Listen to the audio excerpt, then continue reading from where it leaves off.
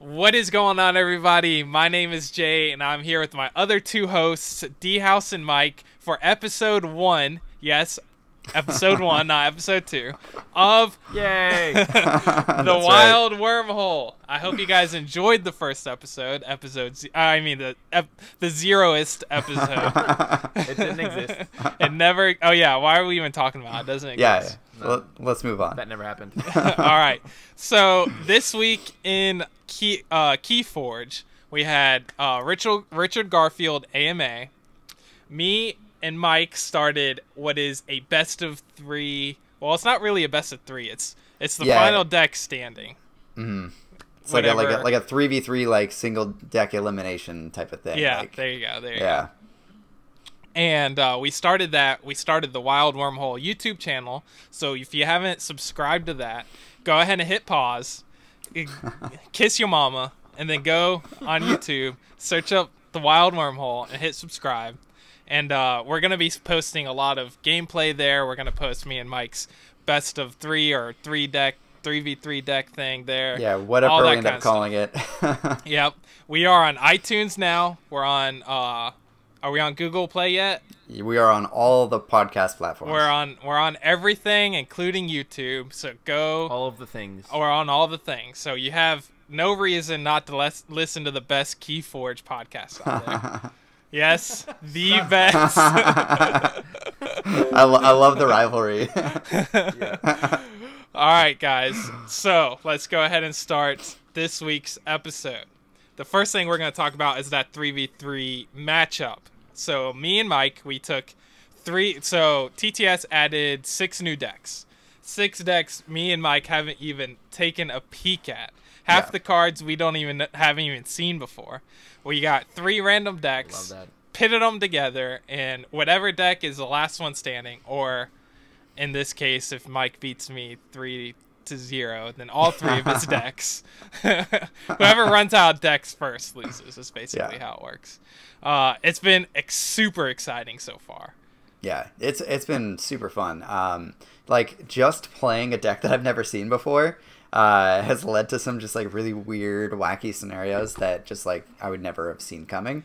The downside to that is that like there were certain moments where I would just play like the direct counter to whatever Jay was doing, and he had no idea that was even a possibility. I was so pissed, dude. Oh my god! All right, so I could totally tell how salty you were. It was so funny. Now, are you spoiling it? Because like I want to watch these and not know what's happening. No. It's before this video. There's some good back and forth. All right, so I guess we can't really talk about it that much then, huh? Well, you can. But what'd you learn? Like what? Like okay, so like you went in brand new deck, didn't look through it. Like you discovered exactly as Richard Garfield talked about. Yeah.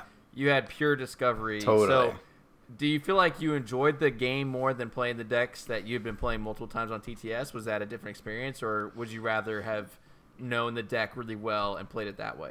I would say it was probably more fun to kind of like play the deck for the first time, see cards for the first time, and like what's really cool about it is like we played 3 games? Yeah. I played 3 completely different decks, and they all felt completely different, and while playing them, I was able to see the combos and the strategy and the mechanics of this deck that is unique to all the other ones, and that was really cool. Totally. You're learning as you're playing, which is like one of the most fun things I've done in like card games. And I mean, like I'm the kind of person that's like super ADD anyway when it comes to like decks, and like in games where you have to deck build, like I don't stay on one deck for very long because I get really bored really fast. So this is like perfect for me where I can just like literally open a deck that I've never seen before, play through it and learn it that way. So it's like playing it and discovering it while I'm playing it is part of the fun, whereas like in deck building it's like I know what my strategy is going into it, and like I'm just trying to tweak and optimize that strategy. Like like in these games, like I didn't even know like necessarily what my strategy or like what my overarching like sort of I guess motivation for the deck is, and that was super exciting, I think.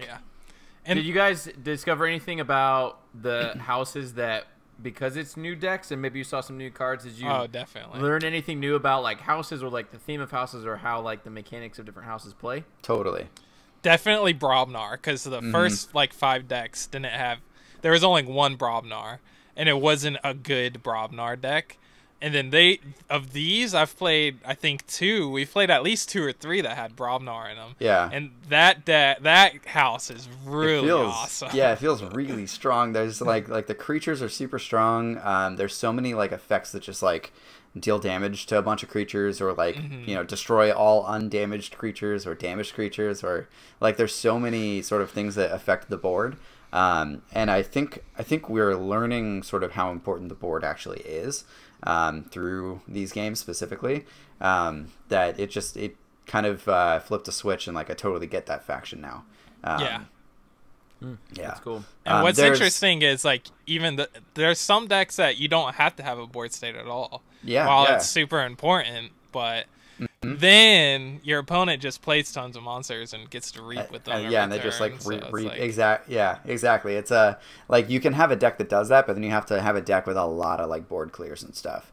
Yeah. Interesting. Which exists, I'm sure. One other house that I think we've sort of been diving more into is Mars.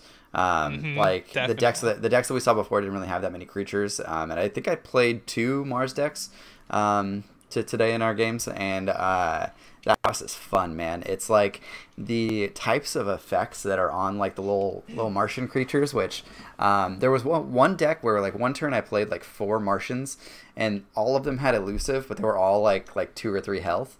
And it's like one was when you reap or fight, you get to like you choose an opponent's creature and they capture one of their own amber. Yeah. And then another one that like readied one of my other Martians, so I could like force him to capture his own amber and then ready him again and force him to capture another one. Which just like the thematics behind that is so cool. Yeah. Yeah. I'm into it. Mars had some really cool stuff too. For like one deck that I played had logos, and it had a ton of archiving, and it also had Mars, which I don't know how many archiving cards there are in Mars, but this deck specifically had a lot of those archiving cards. So this deck was able to archive like crazy throughout the game. So that was really interesting. Yeah, like in the first episode, I talked about like I want to love Mars.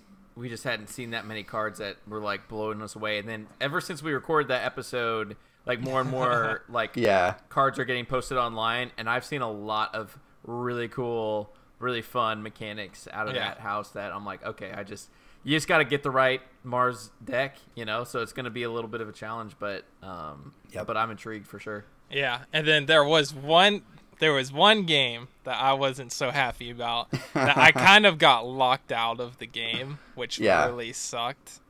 So I'm not worried about that being an issue. I'm not worried about the game like, oh, it's a broken game or anything like that yet, but like that really sucked. So yeah. It was definitely a bad situation, but like next time we play that matchup, like I imagine that you would play it completely differently. It's one particular creature that did it to me, but it's this really strong creature. So it's like you do it to yourself if you do that. You know what I mean? Yeah, for sure. Gotcha. Yeah, so like next time have to play it like when you also have the ability to get yourself out of that lockout, basically. Yeah. But yeah, super. That was a really interesting game. Yeah, like everybody should go watch those, because every one of those games had sort of like something in it that like we didn't expect to happen. Which was really cool. So those will be up on the Wild Wormhole YouTube page. That's right. And shortly. So whenever Mike goes through and edits all that crap. I got a lot to edit through. I'll probably post like one a day, starting to tomorrow or the next day. So perfect. Sweet. All right, so that was the 3v3 thing. Now let's go on ahead and move on into this Richard Garfield AMA off Reddit that I'm pretty sure he said he was doing this himself. This isn't a FFG official thing or anything like that. He was just he was pretty adamant about that, right? It's when Richard Garfield says he's going to do something, he can do anything he wants because he's Richard Garfield. Pretty much. That's right. Basically. So we're going to go ahead and dive into some of these questions and see exactly what our thoughts are on his answers, all that kind of stuff. So I'm going to go ahead and go first. Let me find which one was one. This one was fine. So the question was, I know the game isn't even officially out, but what are your thoughts or inspirations regarding expansions? New houses, new mechanics, and is there a general idea for how often new sets would be released? That was the question. His answer was, I expect new houses and new mechanics, but would not want to see the old houses disappear, at least not permanently. We have a number of mechanics that we held off because they diluted the character of the first set of houses. Designing houses in this game is fun in a way. Designing a section of a power wheel is not a traditional TCG. With the TCG, you really want to isolate mechanics and make sure there is a very little bleed. But the nature of this game makes it so you can have, say, a few rare huge creatures or even a common huge creature in a particular house that is otherwise filled with small creatures, and the flavor of the house is mostly small but with some exceptions. It feels more like designing a character than separating mechanics into isolated pods. So, how do you even answer that question? He went around. I feel like he kind of went around backwards to answer that question. Yeah. So new expansion every 2 months, guys. Yeah. That's no. Yeah, we'll never get that. But yeah, I guess what sticks out to me in his answer is that he expects new house and new mechanics. By the way, they added the lore of each house to the rulebook online this week after we recorded. I have not read it. I need to get on there. But the very first line of it is essentially expect more houses and more to be added to the lore. Which again, since they own the IP and they created it, they can do whatever the heck they want. Yeah, which is really cool. Yeah. And I really love the idea of like starting the game. It's like, okay, maybe like a Logo Shadows Sanctum deck is like clearly like just really strong in this set, and then more sets come out, and eventually like people are like, oh, Sanctum isn't as strong as this new thing, and then and then Logos isn't as cool as this other new Amazon house, or but eventually like a new expansion comes out that, oh crap, remember that Sanctum card? Yeah, that's in here now. And then bring back Sanctum, and I don't know. I think I like that kind of idea to bring in new houses. None of them will disappear, but we'll see, like, it'll keep it fresh and exciting and new. So yeah, I like it. I think that brings up a kind of a question, which is like when new expansions get released, like they could totally just reprint any number of cards that they wanted to of the houses that exist, because like since you are never mixing cards from expansions, like if they want to keep like certain staples, like if they want like Hunting Witch to be just in Brobnar always, they could totally do that, and I think like people would be fine with that rather than having to design like 50 brand new Untamed cards. Not that they wouldn't necessarily do that, but it makes it really interesting, and like rotation becomes kind of interesting because it's like, because there's no deck building, rotation isn't really a problem. Like you can always play, like the older decks with the newer decks and still have theoretically like a similar experience between the two, and not feel like you can't catch up on something because you don't have old cards. Because if you're playing, like your one deck, like you're only going to have cards from like that expansion anyway. So, yeah, I agree. There's a lot there that I'm sure we will discover as there's so much left to really discover with this thing. And then like future sets having cards from old sets and reprints and all that kind of stuff, and how you can make future sets even more unique by like randomly having a card from a previous set. And like that's super exciting, right? Because it's like, like this set is like a bunch of new stuff plus like like maybe you have this card that was in 3 sets ago, but it's in a different faction now or something like that. See that I have such conflict, and we sort of talked about this last time, but like part of this game makes me want to act like Mike does with Star Wars movies. Like, he doesn't watch any. Yeah. He doesn't watch any trailers. He doesn't read any articles. Whereas like I eat it all up. I watch every trailer, everything, because I want to kind of know what's coming without knowing totally what's coming. Yeah. And so, but like because of the discovery side of this game, like there's so much a part of me like if a new set's announced, like I Like- almost don't want to see any of the new cards because I Yeah. feel like because there's no deck building in this game, it will be way more exciting to show up for the release and just everybody gets a new deck and you just sit down and play and Totally. crazy random things happen. Yeah. Yeah. But I don't know. I'm just so conflicted because I don't know. It makes it hard to podcast about the game slightly. Yeah, it does. But Especially But- with like but I people do agree that with don't you. want to know it, so they might not want to listen to podcasts because they yeah, don't yeah, wanna learn everything. that's interesting. Like, like legitimately, maybe we should like Make it a non-spoiler kind of thing. yeah, Which is, yeah, like impossible. right. Or like at least to a certain extent, like maybe we should like warn people of like Yeah. spoilers. It's to a certain degree. If any of you guys out there have like thoughts on that, let us know and we'll. I just we'll- feel like we'll they try wouldn't and listen see. to a podcast about the game if they're trying to go spoiler free. Yeah. Yeah. That is fair. That is fair. Yeah. Or we could just do a podcast about the deck names. I would totally do that. Hey, it would definitely be entertaining. All right, so that was my question.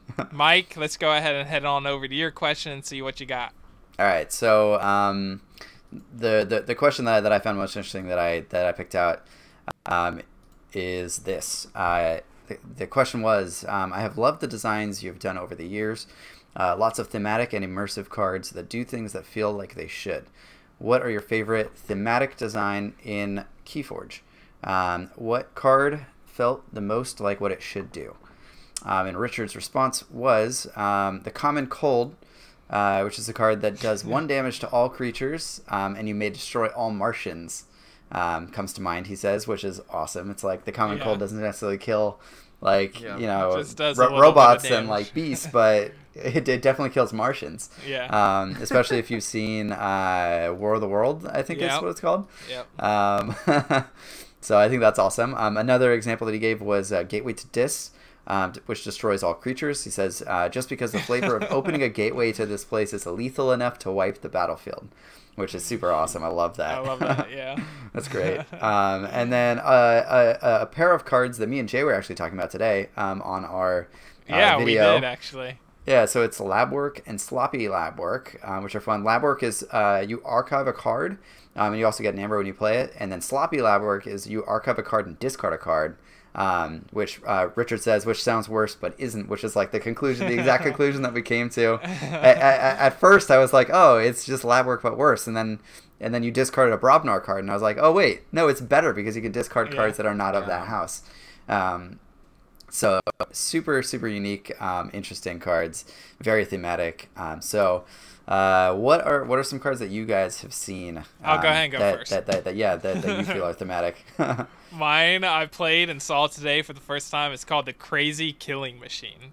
This Yeah. card is awesome. It's a Logos card, and the artwork is like this big, giant red button that's in like this glass case, like a doomsday device kind of thing. You know what I'm saying? Yeah. And the effect isn't even that great. It's just the artwork and the name of the card is so sick.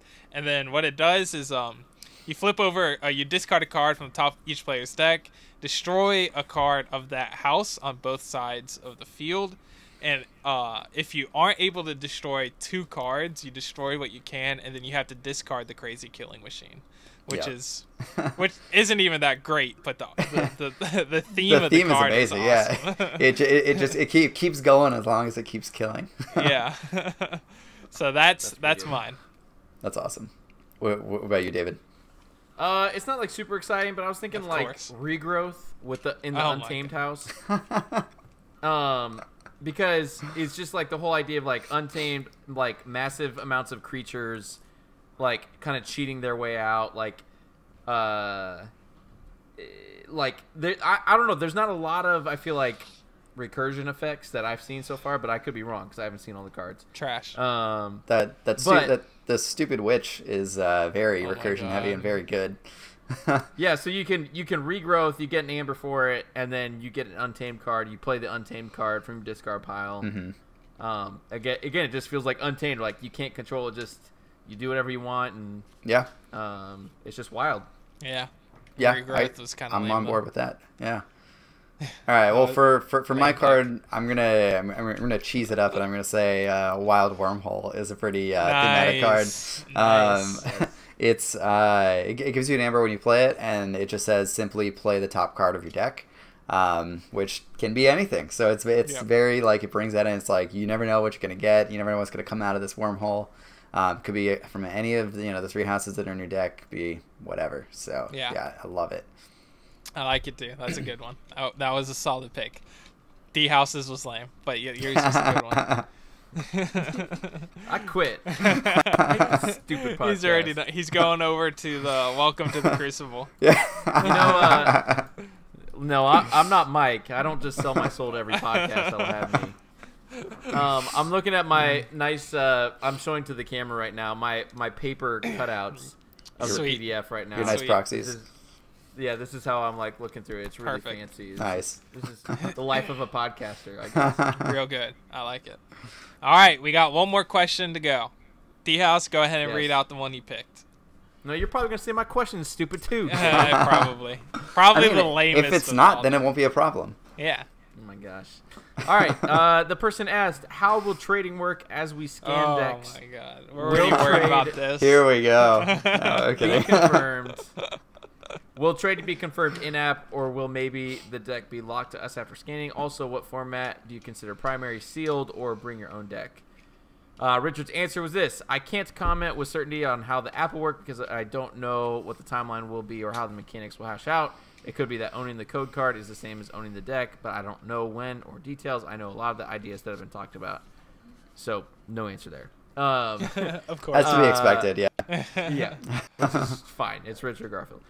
He said, this is what's interesting to me. He said, I'm not sure what is primary, talking about the formats, but I hope both are played and enjoyable. I love playing a new deck, but I think it would be a shame if that was the way players usually played, because I think getting to know a deck and your opponents is a lot of fun as well. As far as tournaments go, I think both will happen. There's a lot of thought that has to go into bring your own deck, because you don't want a local scene dominated by one deck that's either too powerful or perceived to be too powerful. For playgroups, that's fine. You institute chains or bid for the decks, or if you're like me, try to gain glory by taking down a Titan with a lesser deck.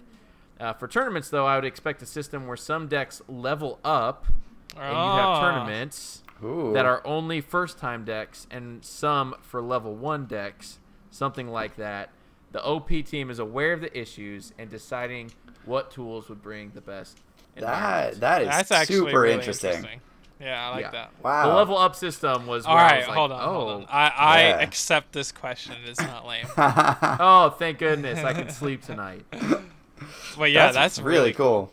Yeah, man, I love that. Like, a deck is doing too well, then it has to then compete against decks that are in that same tier. Yeah. So it's kind of what we do already in Star Wars Destiny, but in Star Wars Destiny the rule is you have to play a tier 1 deck if you want to win. I mean, like, loosely, you don't have to, but in a lot of cases, that is at least what is perceived. So if they have just like a tournament that's just tier 1, then it's literal proven decks that are in that tier, and then it's like they can have multiple levels where it's like, okay, this deck is crazy, like it beats everything level 1, level 2, level 3. It's like a level 4 deck, and it's got to play against other level 4 decks.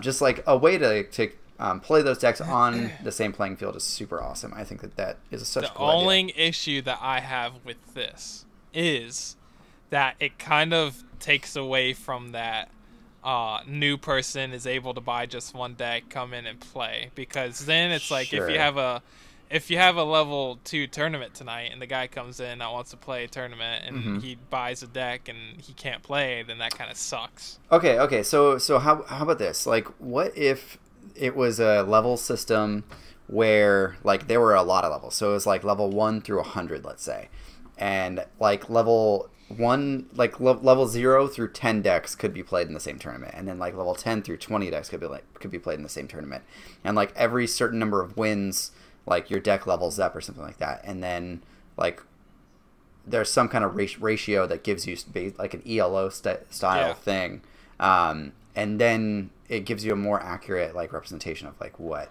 you're doing. So like theoretically, if someone comes in to a tournament and is playing against like level quote unquote like 1 through 10 decks in this example, if it's a brand new deck but it is better than them, because it's a brand new deck and like you don't know how to play it as well, maybe it kind of levels the playing field that way for a new deck. Yeah. And then as it wins, it kind of ranks up and gets to play against better decks. So I think something that could still work, even for people who are just going to come in with a new deck. Yeah. The only thing I'm thinking about, like, all of this is really cool, but, and I'm not trying to like harp on FFG, but historically, like on the organized play side, we've seen a lot of great ideas that just didn't pan out. Like I think in the L5R world, like there's been a lot of like when they announced all this OP, we're like, oh my gosh, there's so much great stuff and unique story prizes and Hatamotos and all these things, and then it just sort of didn't happen. And I don't know if it's a personnel thing or whatever. I just like I love the idea. It's just like, can this be executed? Can they do something like, you know, Magic and Pokemon did with DCI back in the day? Yeah. Where like every tournament has to be recorded through this software, and so whether it's a local 4-person tournament or Gen Con, you know, all the decks wins and losses, you know, essentially get recorded still feeding in. The stuff. Like if they could do that, if they could bring that DCI system, like it would change so much. And because they own the system, man, like I don't know, I feel like it'd be so worth it. But it just requires that extra work from them and the app usage. I mean, we'll see. I'm cautiously hopeful, not optimistic. That's fair. That is fair. And still, with that level tier system thing, I feel like it'd be really difficult, even if it's a larger number, because it's like you have to have a lot of people to where you can be like, we're running a level 1 and a level 2 deck. Tonight. Right. Yep. Right. So, but at like Worlds and Gen Con, they could do it'd be perfect. Crazy side events where it's like level 3 decks only. Yeah. You know, and you show up if to you win have a a level bunch of 3 people, tournament. it works out perfect. And like you know what, like maybe like the premier level events are like the level 1 or level 0 tournaments, and then like the sort of, you know, crazier stuff is more like in Magic there's a format called Legacy, which is basically like every card in Magic. And it's a way more powerful format where like you can, you know, do crazy things, potentially win on like turn 1. But that's not the main format that people play. So there's potentially they could do something like that. I don't know. I mean, obviously I don't know what they're thinking. I don't know if people would like that, but that is like a possibility. Well, there you go. There you have it, folks. So I'm excited to find out to see what they do, because they said they're doing something to keep decks that happen to be better than others from being oppressive. So I'm excited to see what it is, and if they do something good enough, then it'll keep people from. It'll keep it from being like, all right, I'm gonna pay a ton of money for this really good deck. You know what I mean? Yeah. So for sure. True. All right, so that is the 3 questions we're going to go over today. We have one more segment. This segment is specially named.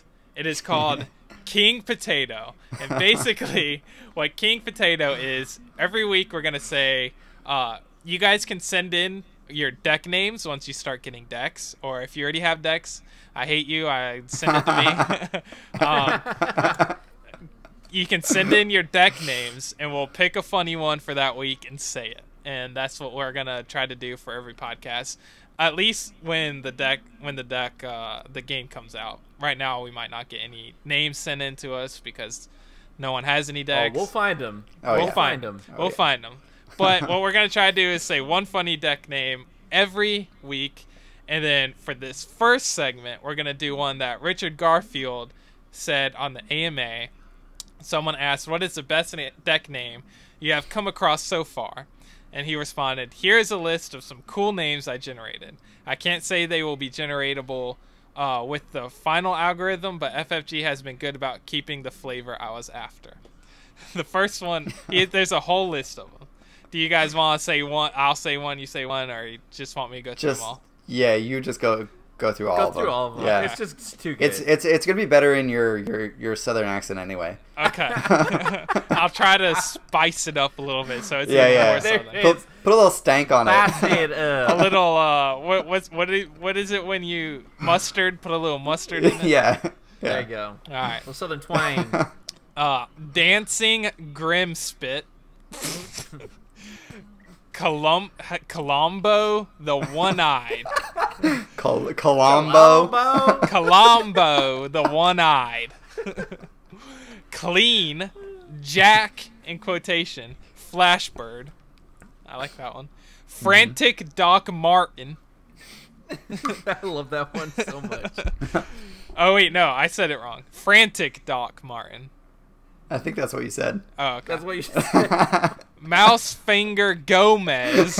What? I think Mousefinger. that one's one of my favorites. It only would have been better if it was Stankfinger.